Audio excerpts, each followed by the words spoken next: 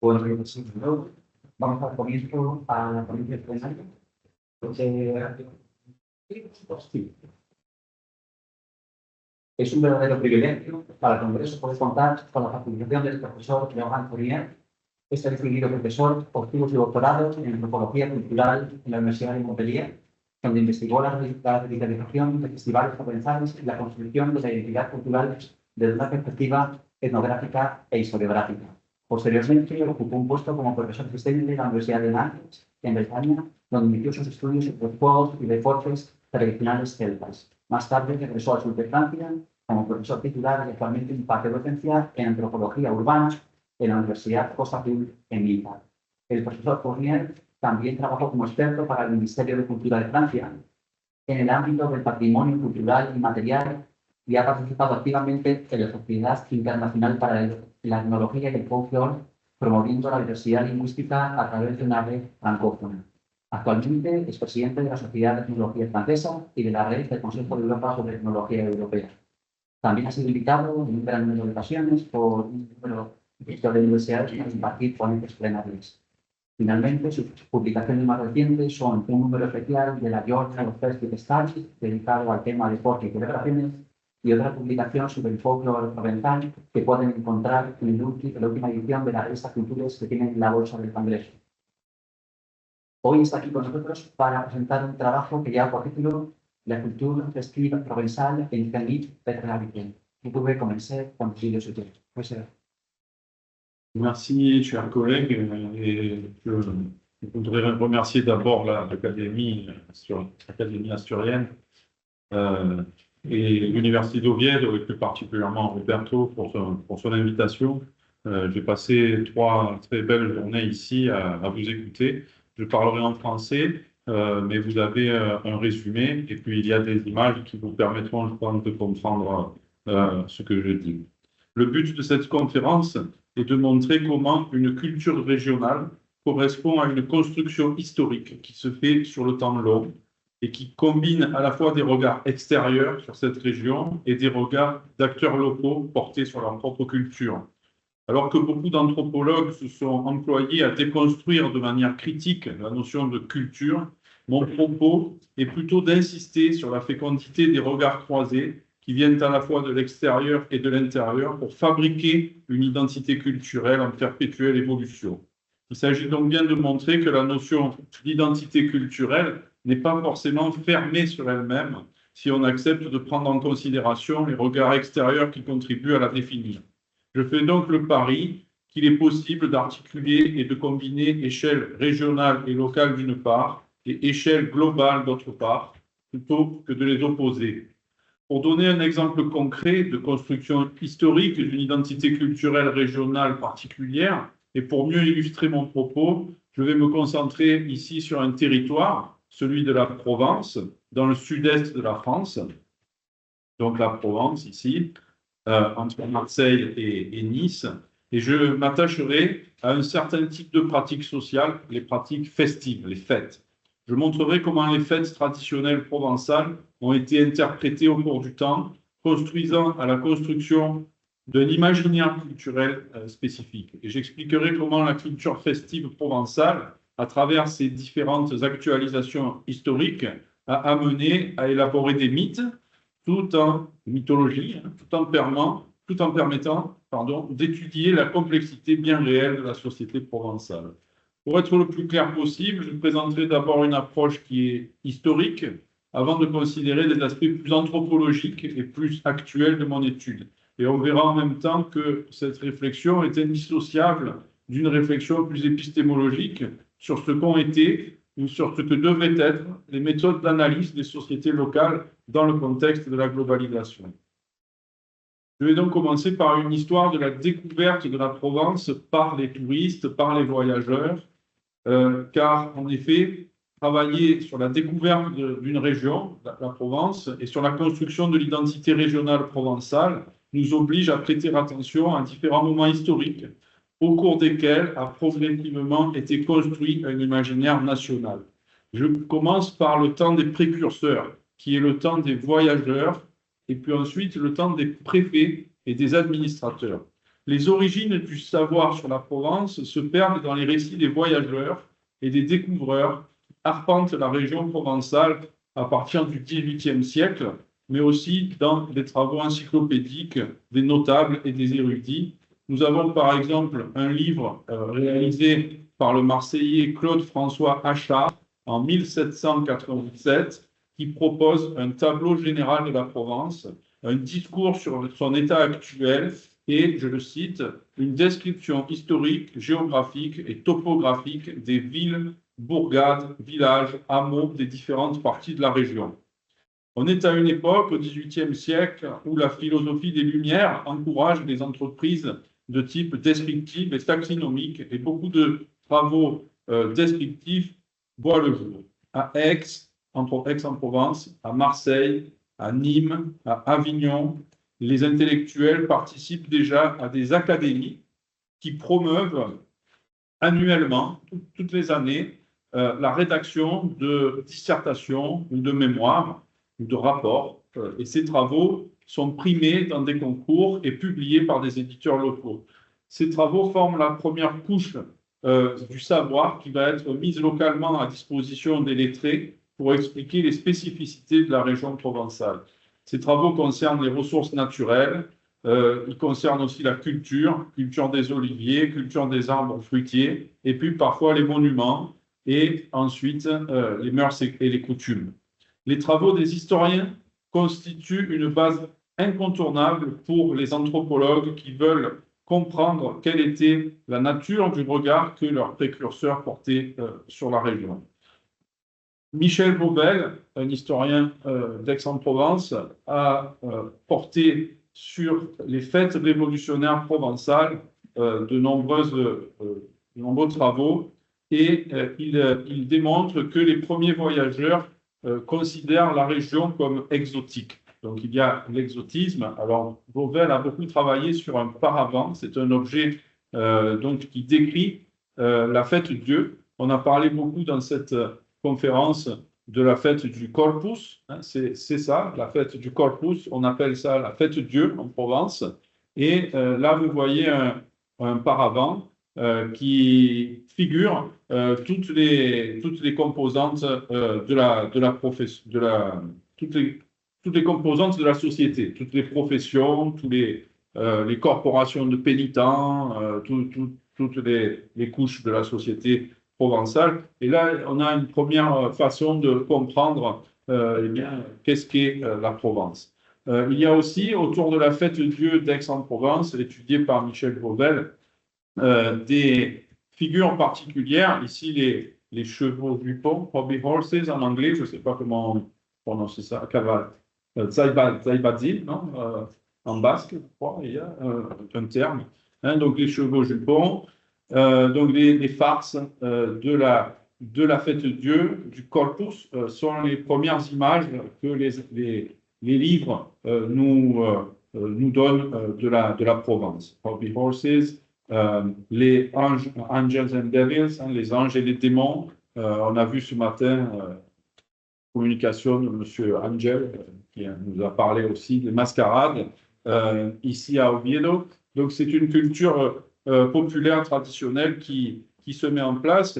Et la fête populaire en Provence, comme dans d'autres régions d'Europe, devient un objet de science et de nostalgie. Elle est valorisée lorsqu'elle est vue comme exotique ou au contraire méprisée selon les critères esthétiques néoclassiques ou selon la morale religieuse. Dans ce contexte, les pratiques ne sont pas seulement vécues, mais aussi jugées et analysées en référence aux grilles interprétatives qui sont propres à une époque préoccupée par les idéaux de la raison et du progrès universel.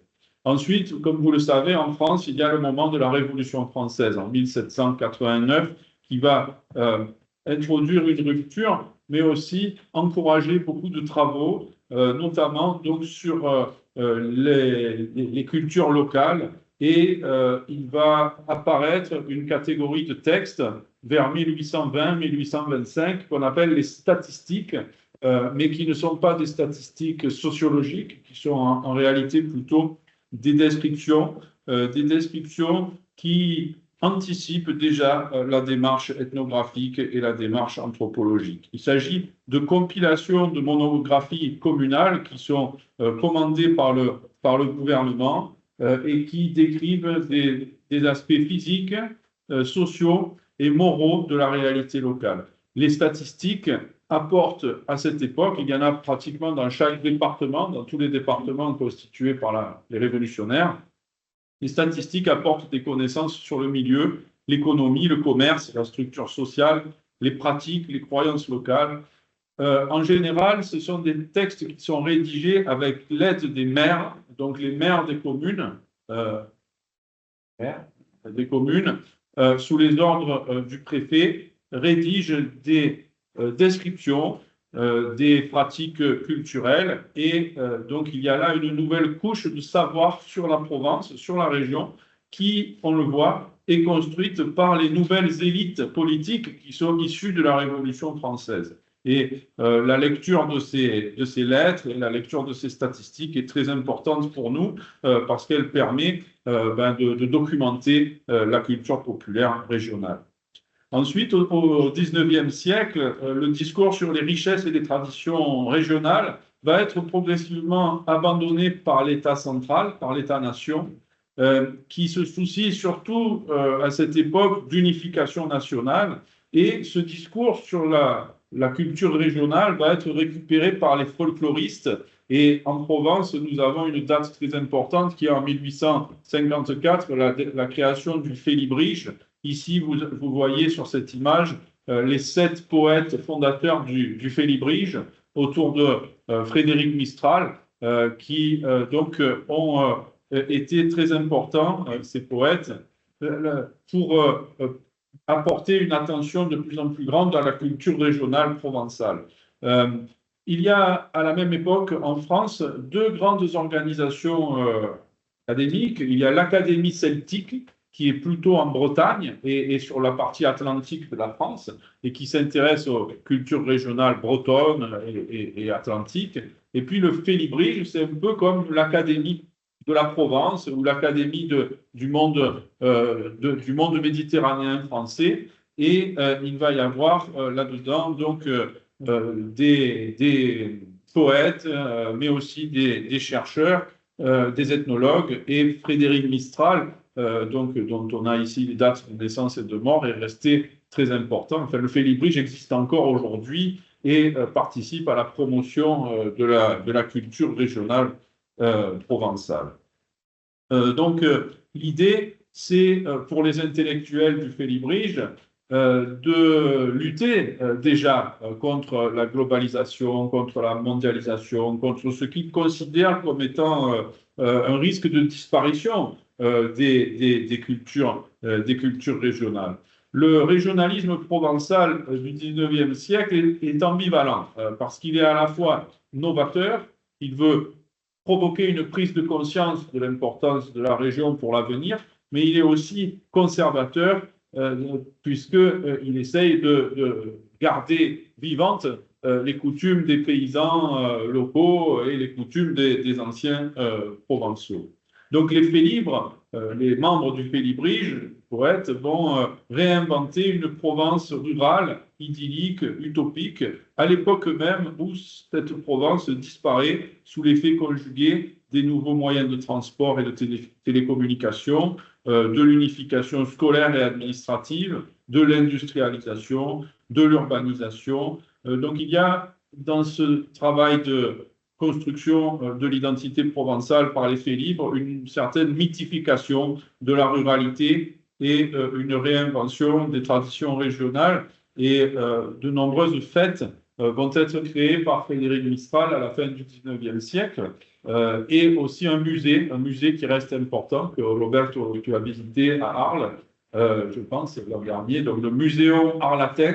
Muséum Arlatin, alors Muséum Arlatin, c'est une expression en provençal, là, en langue provençale, et c'est un musée qui va valoriser la langue, mais aussi les cultures régionales provençales. Donc le Muséum Arlatin d'Arles, 1896, en 1896, dans lequel on va trouver une salle qui est dite festadière, la salle qui est consacré à la documentation des fêtes traditionnelles. Et ici, vous voyez sur je ne sais pas si vous arrivez à deviner, mais au centre, là, c'est la fameuse tarasque de Tarascon, hein, qu'on a sur et puis, vous voyez sur les murs des affiches concernant la religiosité populaire, le culte des saints, les confréries, dont je reparlerai ensuite pour la période contemporaine. Donc, cette muséographie ethnographique est créée en Provence de manière très précoce, puisque en 1896-1900, ce musée va ouvrir, et puis Mistral,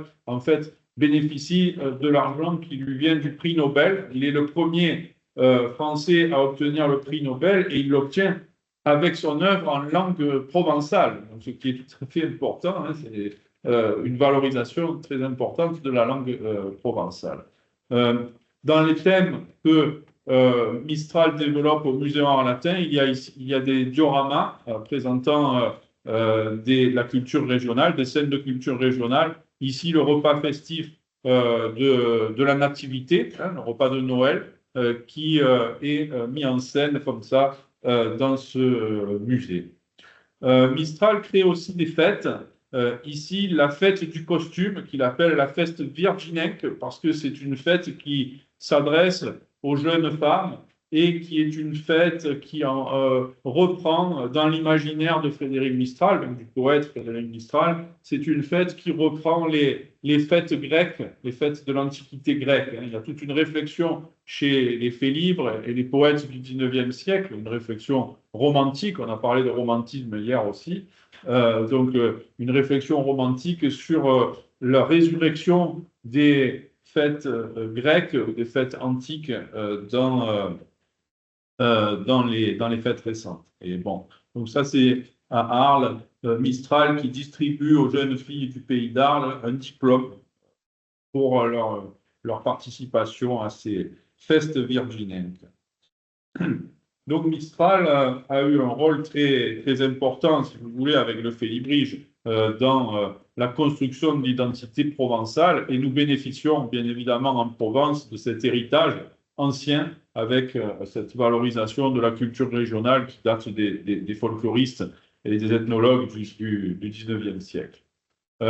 L'intelligence du Félibrige et de Mistral a été aussi de traduire dans le langage moderne, dans le langage contemporain, les mythes liés à la Provence. Ici, vous avez les farandoleuses de Léo Lelay, qui sont très emblématiques. Donc, Léo Lelay est un peintre moderne. Et vous voyez, cette peinture des farandoleuses est à la fois basée sur le costume traditionnel arlésien, mais vous voyez que dans l'esthétique, c'est l'esthétique art déco. Hein. Je pense à Oviedo, vous êtes familier avec l'esthétique art déco. On est dans les années 1920 avec un trait esthétique qui est très moderne. Donc une façon de combiner tradition et modernité qui va être propre à ce mouvement du Félibrige et aux gens qui construisent l'identité provençale à la fin du XIXe siècle et au début du XXe siècle. La période suivante dont je veux parler, voilà un autre exemple d'arlésienne, de valorisation du costume régional, toujours par le même peintre, Léo Lelay.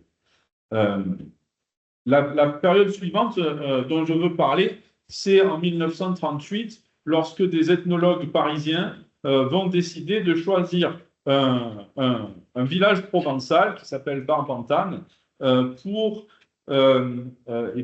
documenter les régions françaises. Et là, on a tout un fonds de photographies qui date de 1938. On a plusieurs centaines de photographies qui concernent ce village et des ethnologues qui vont donc venir faire une enquête ethnographique en Provence. Et cette enquête ethnographique leur sert à préparer une exposition universelle, l'exposition universelle de New York, le World Fair, qui aura lieu en 1939 et dont le mot d'ordre est utiliser la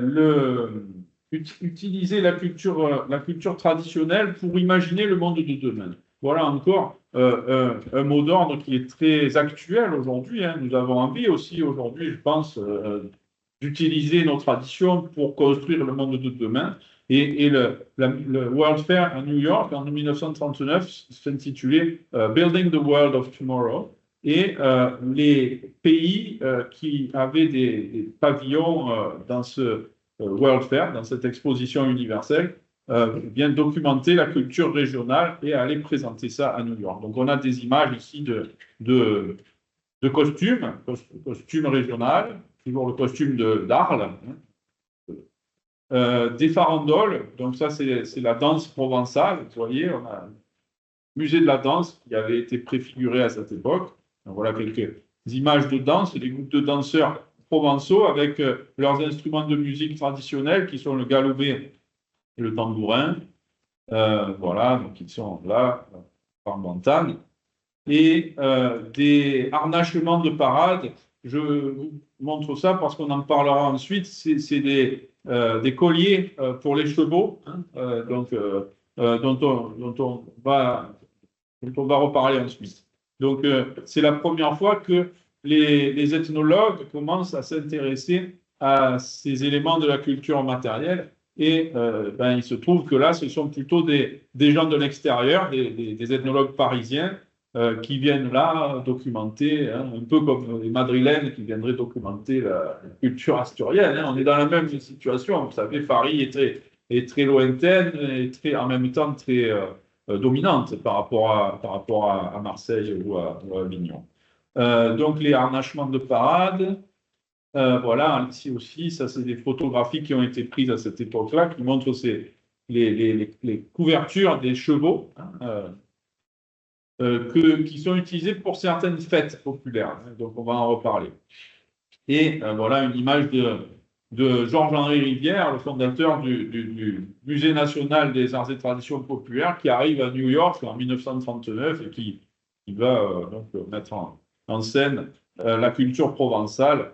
C'est aussi pour expliquer que la mise en scène de la culture régionale ne s'arrête pas fortement à la région elle-même. Alors, je voudrais donc passer un petit peu sur la suite donc de cet exposé pour vous parler de folk revival, hein, du revivalisme folklorique tel qu'il apparaît à partir des années 1970. Et on a vraiment en Provence, mais comme ailleurs, je crois, hein, une volonté de mettre en valeur les cultures traditionnelles régionales à partir des années 1970. C'est un retour au local qui accompagne la première crise pétrolière aussi en 1973. Et chez nous, en Provence, ce revival folk passe par la revitalisation des fêtes de Saint-Éloi, Saint-Roch et Saint-Jean. Et ici, vous avez donc un exemple de ce que j'observe, moi, dans les fêtes aujourd'hui, puisque mon travail d'ethnographe, c'est surtout de faire des enquêtes sur les revitalisations festives contemporaines. Et là, donc, on a ces fêtes de Saint-Éloi qui sont nombreuses dans la région d'Avignon et d'Arles, et où les acteurs du mouvement régional mais aussi les habitants des villages, vont ressortir des couvertures comme ça pour leurs chevaux. Et donc ici, on voit ce harnachement qui est donc spécifique de notre région. On parle de harnachement sarrasin. Et c'est celui que nous avons vu dans la photo précédente de 1938. Donc ces fêtes, alors elles sont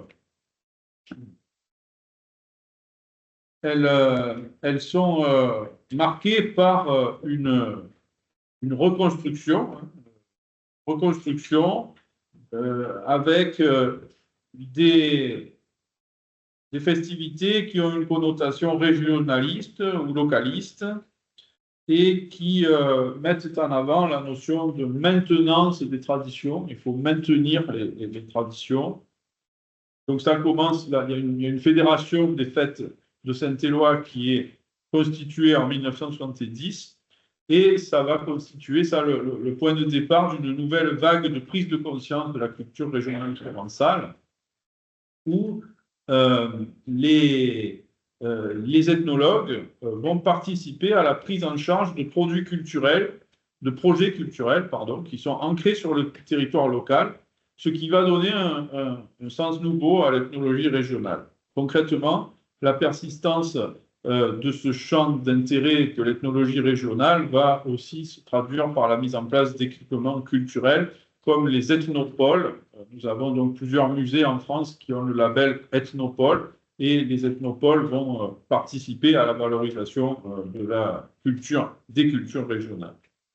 Donc la société provençale, qui était d'abord étudiée par des notables, par des lettrés, devient maintenant étudiée par de plus en plus de gens très diversifiés, des ethnologues académiques comme moi, des ethnologues qui viennent des musées, des acteurs associatifs, des militants, des hommes politiques, des agents de développement touristique, des entreprises qui veulent valoriser le tourisme, des investisseurs qui ont un intérêt économique, mais aussi des citoyens, de simples citoyens, qui s'engagent dans une réflexion qui intègre plus ou moins complètement les outils et l'analyse de l'ethnologie et de l'anthropologie, ce qui a une incidence sur les manières de penser localement la notion d'identité culturelle régionale. Alors, l'approche historique que nous avons réalisée jusqu'à présent, elle nous permet d'identifier différents discours de mythification de l'identité régionale. Et on voit bien qu'il existe des couches diverses. On peut faire un peu une archéologie de ces couches-là, c'est ce que j'ai fait. Et l'identité régionale s'est construite au croisement de regards extérieurs, donc des voyageurs, des ethnologues, et de regards locaux, des poètes régionalistes, des militants, des acteurs associatifs. On peut donc se demander aujourd'hui comment se construit la légitimité d'un regard sur la région, dans la continuité, au contraire en rupture avec le passé. Aujourd'hui, il est apparu une notion très importante dans le débat public, qui est la notion de patrimoine culturel immatériel. Et on doit aussi parler de cette notion, puisqu'elle permet de redynamiser les discours anciens sur l'importance culturelle des traditions locales, et en particulier des fêtes. Mais la Provence est aussi un lieu de passage très ouvert aux migrations, très ouvert au tourisme, ce qui oblige à mesurer ce qui relève d'une vision mythifiée de l'identité régionale qui resterait pure, ou au contraire la réalité sociale actuelle qui est beaucoup plus métissée. Pour donner un aperçu des problématiques actuelles en termes de construction de la culture régionale provençale par les fêtes, je voudrais focaliser mon attention sur des exemples concrets maintenant et vous parler de fêtes traditionnelles d'une part et de fêtes qui sont nouvelles d'autre part, parce qu'en fait nous avons les deux. Le premier exemple, c'est celui d'un ensemble de fêtes traditionnalistes, c'est celle dont je viens de commencer à parler, les fêtes de Saint-Éloi, où la mise en scène d'une identité provençale idéalisée et centrale. On parle de fêtes de Saint-Éloi, on parle aussi de fêtes à charrette, puisque au centre de ces fêtes, il y a une charrette, qui est donc un char orné par des arbres, des arbustes locaux. Ce sont des fêtes de l'été, des fêtes qui ont lieu entre juin et septembre. Et Saint-Éloi est un double de Saint-Jean. Donc la date originelle de la fête, c'est le 23, le 24 juin. Mais comme il y a beaucoup de villages qui célèbrent ces fêtes, ils ont décidé de les étaler tout l'été. Donc, il y a chaque semaine, chaque dimanche, dans un village différent, une fête de Saint-Éloi. Et en tout, il y en a 12 ou 14. Donc, ça commence début juin et ça va jusqu'à fin septembre. Tous les dimanches, vous pouvez aller dans une fête différente de Saint-Éloi. Donc, j'ai publié plusieurs articles déjà sur ces fêtes. Et le deuxième exemple concerne des fêtes beaucoup plus innovantes. Il s'agit de fêtes consacrées à la valorisation de certains produits locaux, des produits du terroir. Et à ce titre, Donc, je vous parlerai de la fête des olives, la fête des olives vertes de Mauriès, un village, et toutes les fêtes. Il y a beaucoup de fêtes qui concernent des produits du terroir et qui sont consacrées à la valorisation économique et touristique des produits du terroir. Les enquêtes réalisées dans ces fêtes permettent d'identifier certaines différences et certaines similarités, sachant que toutes ces fêtes ont en commun quand même de rechercher une reconnaissance patrimoniale à travers le label patrimoine culturel immatériel de l'UNESCO. Mais on peut commencer par comparer nos deux exemples. Le premier exemple, les fêtes de Saint-Éloi, ce sont des fêtes de confrérie. Donc là, sur l'élément précédent, là, la personne qui est devant le cheval, c'est un confrère, hein, comme padrage. Confrère. Okay. Majordome aussi, on dit majordome. Voilà. Il fait partie d'une confrérie religieuse consacrée à Saint-Éloi, et ça correspond à un type classique de fête provençale, puisqu'on avait d'un côté la fête du saint patron de la paroisse, et puis de l'autre côté la fête d'un saint secondaire qui était honoré par une confrérie. Donc habituellement, ce sont des fêtes qui sont organisées autour d'une procession vers une chapelle. Parfois, la chapelle est éloignée du village, mais parfois elle se trouve dans l'église elle-même. Et ce sont des confréries dont on parle correspondaient à des corps de métier. Donc, comme ici, il y avait des confréries professionnelles. Et les confréries de Saint-Éloi, c'était des confréries de maréchal ferrant, de forgerons. Et aussi d'agriculteurs, parce que les agriculteurs utilisent la charrue et le fer est très important pour eux. Donc, on a un système qui correspond à une organisation sociale dans laquelle les corps professionnels, les groupes professionnels, les confréries, renvoient à une identité territoriale, donc à un village, à une date du calendrier et à des valeurs symboliques qui sont incarnées par un saint et par ses attributs. Et puis après la Révolution française, un certain nombre de ces fêtes a survécu. Et puis, le groupe des fêtes de Saint-Éloi est resté très important. Et donc, on a ces fêtes chaque week-end, chaque dimanche de l'été. Alors là, le cheval, ici, pour vous donner quelques images, pour vous donner une idée de ces fêtes. Donc, la charrette qui est centrale. Les costumes, toujours les costumes en provençal, le costume régional. Là, c'est des photos qui datent d'il y a quelques années. Donc, le costume, un élément très important de ces fêtes traditionnelles. La procession avec les confrères de la société de Saint-Éloi qui font une messe en l'honneur du Saint-Éloi dans l'église. Et puis, la procession des chevaux qui sont harnachés donc avec ces harnachements spéciaux. Donc là, on a des fêtes qui réactualisent et qui réorganisent des rites corporatistes anciens à partir d'un ensemble de bonnes volontés locales qui maintiennent avec beaucoup de passion la vie rurale et les traditions locales. Donc on a des fêtes qui se positionnent surtout par rapport aux notions de tradition, qui ont une origine religieuse, qui donc ont un aspect religieux aussi catholique en Provence. Le deuxième exemple de fête concerne la fête des olives vertes. Alors, je vais prendre l'exemple de la fête des olives vertes de Mauriès.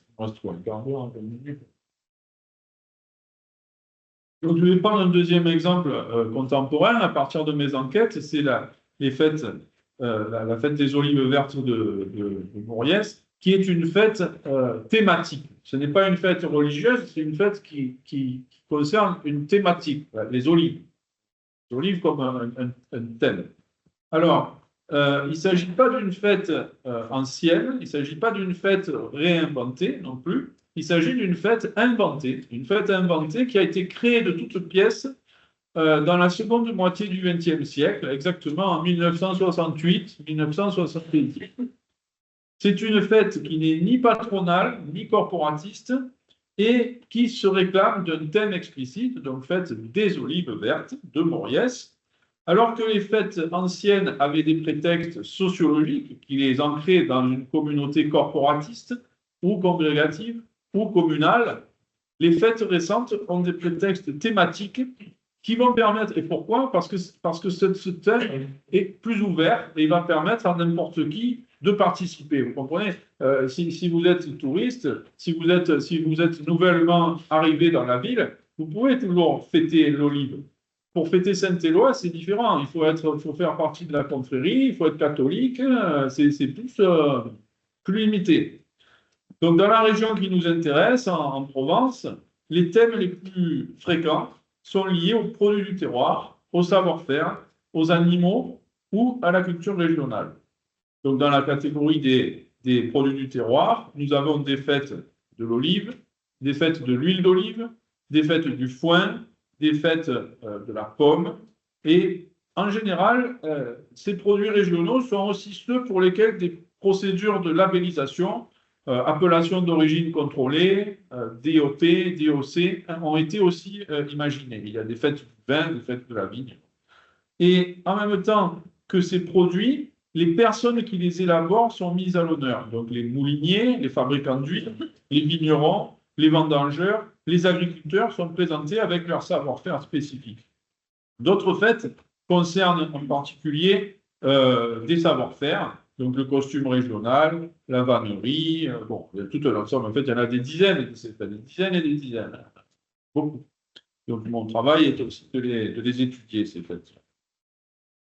Cet ensemble de fêtes inventées, modernes, datent pour la plupart de 1970-1975. Ce sont des fêtes assez homogènes, malgré la diversité des thèmes qu'elles affichent et leur niveau inégal de développement ou de succès.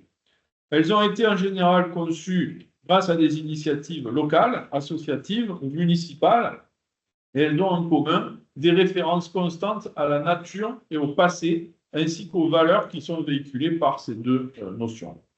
À chaque fois, ces fêtes s'appuient sur des produits liés au cycle agro-pastoral ou à des activités de transformation de ces produits. Donc ici, la fête des olives, vous avez une présentation folklorique de la cueillette des olives avec une échelle un peu particulière, triangulaire, qui est une échelle que nous utilisons pour cueillir les olives.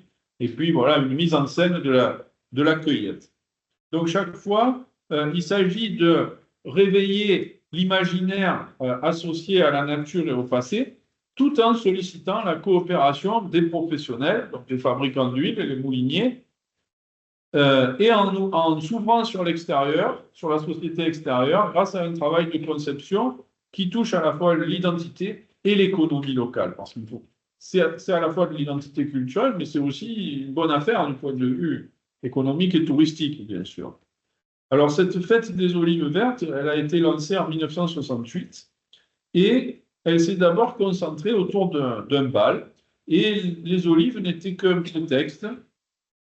Et 30 ans après sa création, on se rend compte que cette fête est devenue, maintenant ça fait 50 ans qu'elle existe, cette fête est devenue une grande foire assortie d'un défilé folklorique, d'une rencontre de taureaux et de beaucoup d'animations.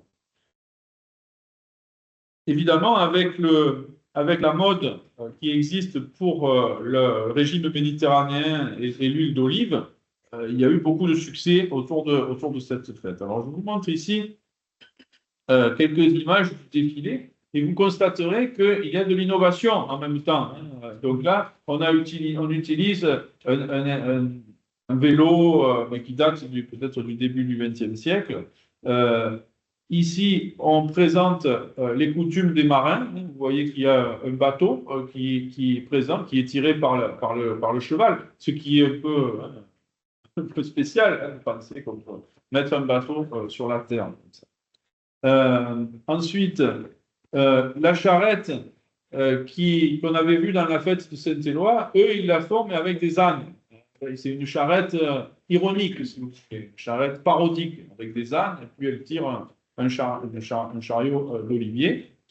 Et ici, une présentation des Cowboys de Buffalo Bill, parce que Buffalo Bill avait fait un show à la fin du 19e siècle en Provence et en Europe. Donc il y a beaucoup de liberté dans l'interprétation de la culture traditionnelle dans cette fête-là. Vous voyez, par rapport à la fête de Saint-Éloi, qui quand même est très centrée sur la tradition catholique, là, au contraire, on a beaucoup de liberté d'interprétation. Et puis, un autre élément, alors je viens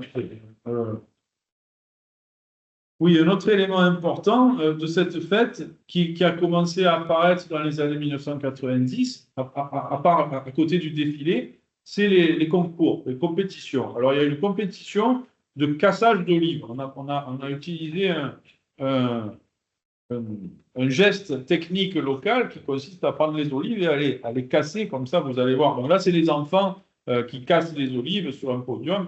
Voilà, c'est ce geste-là, hein. On casse les olives avec un verre. En fait, on utilise cette technique, ensuite on les met dans de l'eau salée, et puis ça permet d'enlever l'amertume, hein, des olives. Bon. Donc, ça, c'est un concours qui a été complètement inventé, et on donne aux enfants des coupes un peu donc, sur le modèle sportif. Donc, on utilise les codes sémantiques de la société contemporaine, de la société globale, pour faire vivre le folklore local et pour faire vivre le sentiment d'appartenance au village de ces jeunes enfants. Et il y a un autre concours qui s'adresse plus aux personnes plus âgées, en général plutôt aux femmes plus âgées. C'est le concours d'aioli. L'aioli, c'est la sauce que nous mettons dans les plats. Voilà, on la voit plus facilement. Là on voit une vieille dame de Moriès, de ce village qui fait cette. Donc, c'est à la fois une façon de faire vivre le geste technique, et donc ensuite, il va y avoir un jury qui teste les différents aioli, les différentes sauces, et qui donne des notes. Alors, sur la couleur, le goût, la consistance. Donc, il y a une participation de la population au concours, il y a une émulation, il y a des qualités gustatives aussi qui sont mises en scène, une manière de juger la bonne recette ou la mauvaise recette. Vous voyez, c'est très complexe, et en même temps, ça fait référence à des savoirs très traditionnels sur la fabrication de cette recette populaire provençale, donc l'aioli.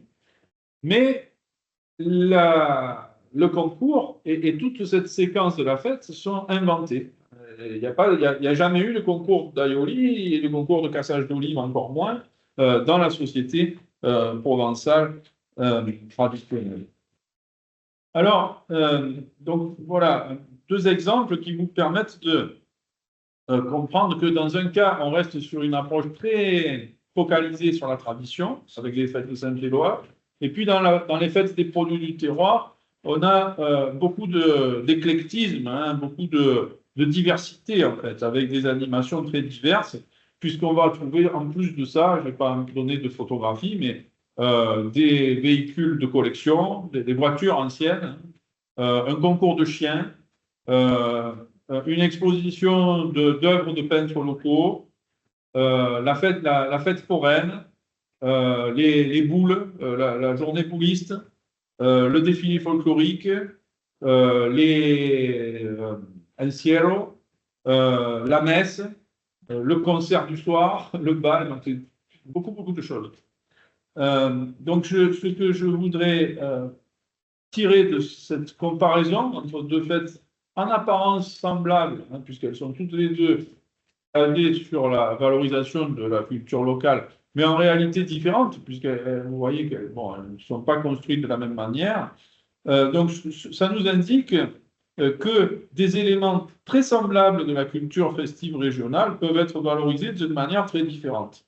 À première vue, ce sont les mêmes éléments qui sont utilisés. Cependant, l'esprit est différent, le public aussi, et la structure également. Et comme nous l'avons établi déjà il y a une vingtaine d'années avec mon collègue géographe Dominique Prosa, que je cite ici, les fêtes créées depuis la fin du XXe siècle proposent des activités nombreuses, hétérogènes et juxtaposées.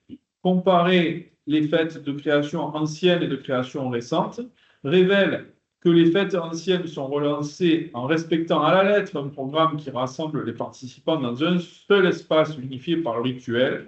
En revanche, les fêtes récentes sont construites autour d'un espace éclaté par la diversité des activités simultanées. Cette diversification des fêtes va permettre au public de déambuler librement, suivre plusieurs activités en même temps, prendre la posture du spectateur. Les fêtes anciennes prescrivaient des rôles et des statuts aux personnes qui les fréquentaient. Elles se concentraient autour d'un programme que chacun suivait de manière unanime, tandis que les fêtes actuelles sont organisées de telle manière que le participant ne sait pas forcément lui-même s'il est placé sur le registre de la célébration collective ou sur celui de la réjouissance individuelle. Les organisateurs créent pour le spectateur des activités diverses qui ont un sens pédagogique, ludique, commercial, ce qui pousse à la confusion. Cette transformation des structures des fêtes que nous observons depuis environ un demi-siècle, donc depuis 50 ans, conduit à théoriser un passage progressif de la fête au loisir, passage qui a été marqué par ce qu'on appelle moi j'appelle l'événementialisation, la construction d'événements culturels, la marchandisation et le marketing. Et là, si vous voulez, pour terminer, j'ai ici deux figures. Ça, c'est le schéma de la première fête, de la fête de Saint-Éloi, où on a uniquement un fil directeur avec à 8 heures le matin la messe, puis à 15 heures l'après-midi, décoration de la charrette, la course de la charrette, l'apéritif, le repas, le bal, et tout le monde doit participer aux mêmes activités en même temps. Il y a une unanimité, si vous voulez, un unanimisme collectif dans ce type de fête ancienne. Et par contraste, sur l'autre diapositive ici, vous avez l'exemple de la fête des olives vertes, où on a sur le même créneau horaire, dans le même temps, entre 8 heures, enfin toute la journée, des animations différentes qui permettent aux gens de faire ce qu'ils veulent, en fait. Donc on a en même temps la foire, les promenades en calèche, les danses folkloriques, l'exposition des artistes, la concentration des véhicules anciens, à 15 heures le concours, mais tout est comme ça disséminé dans l'espace et ça permet finalement à chacun de participer en même temps à des choses très différentes. Donc en dépit des discours traditionnalistes et identitaires, ce qu'on voit, c'est que la tendance actuelle à la globalisation, qui est générale, implique une recomposition en profondeur des fêtes traditionnelles locales. Certaines d'entre elles, comme la fête de Saint-Éloi, continuent de s'appuyer exclusivement sur la société locale et revendiquent leur traditionnalité, leur rapport à la tradition. D'autres fêtes, comme celle des Olives, sont beaucoup plus ouvertes aux habitants nouvellement arrivés dans la région ou aux touristes. Elles sont plus innovantes, plus créatives, tout en conservant une physionomie locale, puisqu'elles continuent d'utiliser les mêmes emblèmes que les précédentes. Donc on garde les signifiants, mais le signifié change. Si on parle en termes saussuriens, la coexistence de ces différents types de fêtes explique que la culture régionale est toujours construite entre mythe et réalité, comme je voulais le suggérer dans le titre de cette conférence. Les organisateurs des fêtes traditionnelles font référence aux mythes qui ont accompagné la construction de l'identité culturelle régionale depuis 2 siècles. Ils utilisent les traits de la culture matérielle qui signifient cette identité, des costumes, des objets, des ressources agricoles, des mythes et rites anciens, mais ils sont obligés de composer avec les transformations bien réelles de la culture globalisée, surtout s'ils veulent être compris par les plus jeunes générations. Ainsi, les fêtes traditionnelles intègre aujourd'hui des innovations technologiques, des nouveaux médias, des nouveaux habitants, des enjeux patrimoniaux, économiques, touristiques, et tout en étant tournées vers le passé, elles permettent une adaptation à une réalité sociale contemporaine qui est faite de plus en plus d'échanges et de flux, plutôt que d'identité figée et de conservatisme.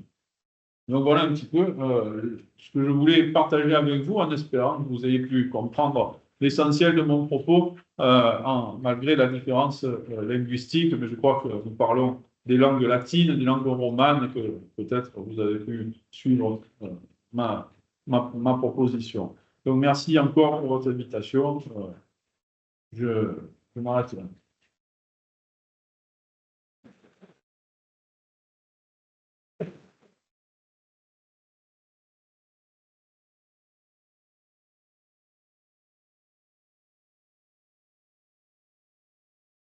Thank you very much for your presentation, Professor Polina. Here, I'd like to give the floor to the attendee, así que si someone wants to ask you any questions. Tenemos solamente 2 minutos, pero si alguien tiene una pregunta rápida, intentar, se puede hacer directamente en francés o a través de mi intentar traducir. Je sais en français, tout d'abord, je vous remercie pour votre excellent exposé. Bien que je me sens manquer des symptômes de Provence, alors que nous sommes des symptômes de Provence. He preguntado si que nos falta, no sé si hay que verlo desde un punto de vista antropológico, pero se le llama en Provence les symptômes de Provence et les symptômes des pays. Y preguntaba que nos falta, que echo de menos esa fiesta que puede haber, porque los symptômes son unas figurinas de barroco fino pintadas, son como belenes. Vous avez compris? Non, je comprends. Oui, donc j'ai choisi pour cette conférence d'utiliser seulement 2 fêtes locales. Et de ne pas présenter la question des fêtes du cycle de l'année. Donc le Santon est très attaché à la fête de la Nativité, la fête de Noël. Pas utiliser ces exemples-là. Solo entramos resumiendo en 2 fiestas importantes, dado que el Santo de Provence es la fiesta del nacimiento de Cristo. Et oui, et les santons représentent la nativité, mais il y en a beaucoup qui représentent les habitants du village aussi. Donc on a une représentation du village au moment de Noël en Provence, dans les santons, dans la petite nativité que les gens construisent chez eux. Et puis on a aussi la pastorale provençale, qui est un théâtre dans lequel chaque personne joue son même rôle. Et ça, c'est en janvier, après les fêtes. Il y a aussi, c'est très important. Porque es que si no, se me van unos traductores simultáneos. Dice que efectivamente, además de la natividad del Señor, dice que intentan caracterizar la gente de los pueblos con sus roles, con su forma de ser y de hacer las cosas, pero son muy bellos. ¿Es que ça existe encore? ¿Existe todavía? Oui, bien sûr, oui, nous avons ça. Oui. Et puis ensuite, dans certains villages... Depuis quand existe-t-il? Les santons? Les santons, depuis les santons, alors, c'est au moment c'est après la Révolution française, parce que on a interdit les grands saints, on les a cassés. Les révolutionnaires ont interdit les grands saints dans les églises, et les gens qui étaient croyants, ils ont fait des petits santons et ils les ont gardés chez eux pour pas qu'on les voie. De cuando existen, de cuando se datan, y dice que después de la Revolución Francesa que habían roto los santos y todo esto, y que la gente hacía de petits santons, los rabinos santos, para continuar en institución con la fe cristiana y con todo lo demás. Gracias. Tenemos otra pregunta para que se